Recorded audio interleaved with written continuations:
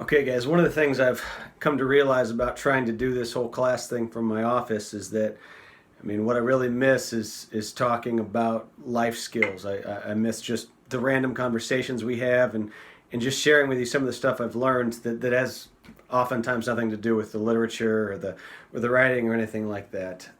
And so I wanted to create a quick bonus content video.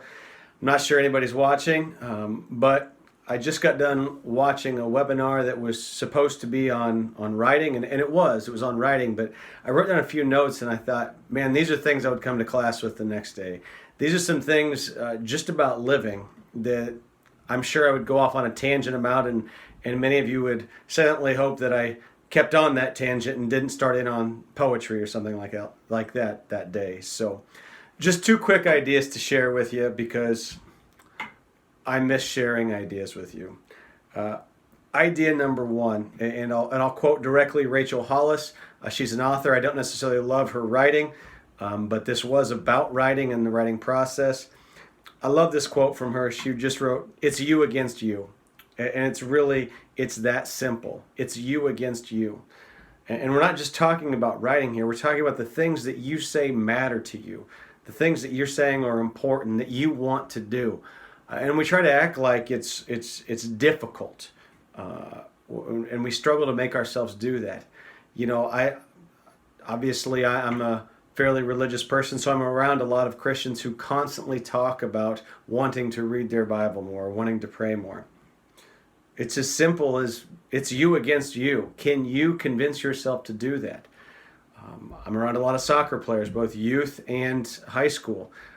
A lot of them say they want to be good. Well, it's you against you. Can you, the things that you want to do and be, can you beat the you who just wants you to sit on the couch? Some of you want to read literature right now. You want to say, I use this time, and you're finding it really dang difficult to get going on reading, even though you have complete and total choice about that. Some of you talk about wanting to be a better writer or just wanting to write, and you're having a heck of a time making yourself sit down to do that. Whatever it is you say you want to do, whether it's working out or whatever it is, it's you against you. It's that simple, and we can make a lot of excuses or whatever, but it's that's the fight, that's the battle, that's the conflict. The you that you want to be versus the you who wants to sit on the couch right now, or who really just wants to find reasons that it's not going to work out.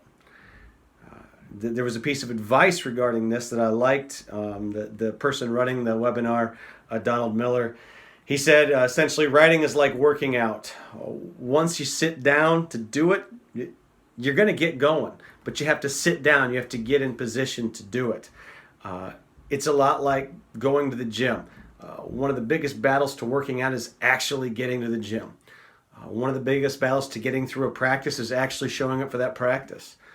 For some of you, one of the biggest battles to learning in class is showing up to class.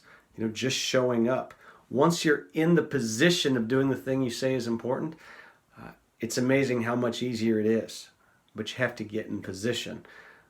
And getting in that position is all about you versus you. The other quote I liked, and it's somewhat related, Donald Miller, the person running the podcast, the webinar, he said this: stop telling yourself this is hard. It's not. It's a blessing.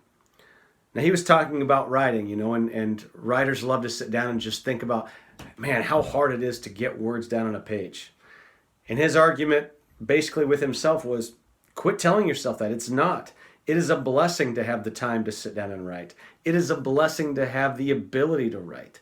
It is a blessing to have that time and space. Again, substitute whatever it is that's important in your life. Quit telling yourself it's a hard thing to do. It's a blessing that you have this desire. It's a blessing that you have a little bit of space to attempt this thing, however big it may be. Whatever it is you're saying you want out of life, that you want to do, that you want to be good at, yeah, in the long range, that might be a hard thing. But it's a blessing to get to work on it. It's a blessing to get to say, this matters to me and I'm going to spend time on it. There's a lot of people who can't do that. So stop telling yourself this is hard. it's not. It's a blessing. So those are just two of the ideas I wrote down. I've took a page of notes, but I've tried to attend a few webinars over the course this time. And again, this is stuff I would have probably shared in class. So if you're interested in the bonus content here, great. I'd love to hear any thoughts you have about it. That's just a little piece of information I have for you today. So hope everybody's having a good day. Remember, success feels good.